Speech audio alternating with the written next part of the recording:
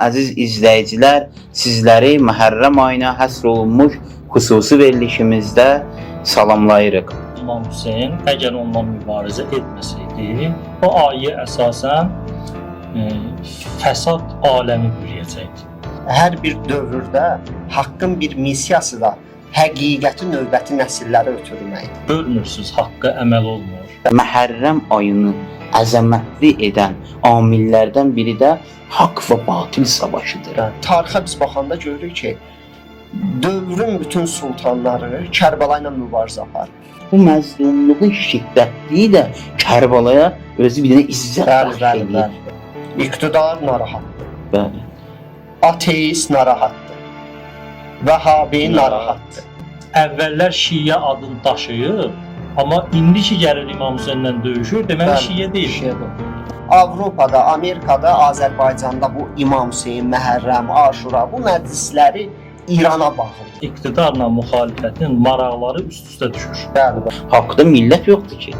Haqda dediyimiz kimi meyar, ilahi meyarlar var. Vay o şəxsin anla ki, həqiqətən öz xüsusiyyət Yezidə oxşayır. Ancaq hansısa məmur niyə bundan narahat olmalıdır? Zalım cəhbəsi qorxur. Bilir ki, Kərbəla məktəbi ilə böyüyən xalq bu günləri böyük zalimlara qarşı duracaq. Əsas səbəbi bunlar ki, bu qədər narahat olur, düşmənlikdir.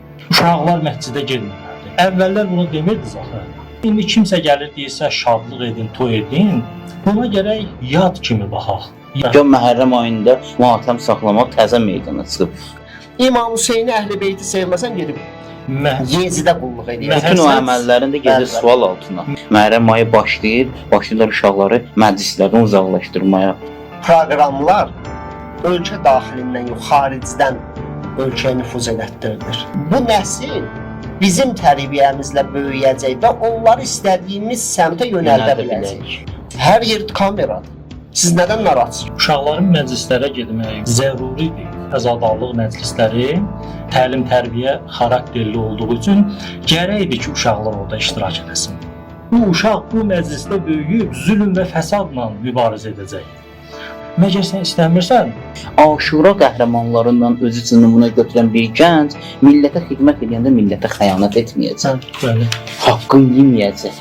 Təhsillə Aşuranın nə ziddiyyəti var ki? Üzdən İrağı müğənni kimi çağırırlar, mahnı oxuyub uşaqlar oturub orada. Haqqdır bir mübarizəni müqəddəs edən. İlk şəhid olanlar İranlı generallardır. Bəli. Xalqın, balaların verə qabağa, öz balaları Avropada və ya vizalarda yaşayır. Çünki mübarizədə bunu göstərir, bundan ilham aldığını göstərir. Media bunu görsən tərsinə vermək istəyir. Bu məğlubiyyət deyil, qalibiyyətdir. Siyonist rejim nəinki müsəlmanın, bəşəriyyətin düşmənidir. İnsaniyyət, bəşəriyyətin müsəlman adını daşıyan şəxs Yəhudini özünə düşmən bilməlidir. Ən azı budur. Bəli.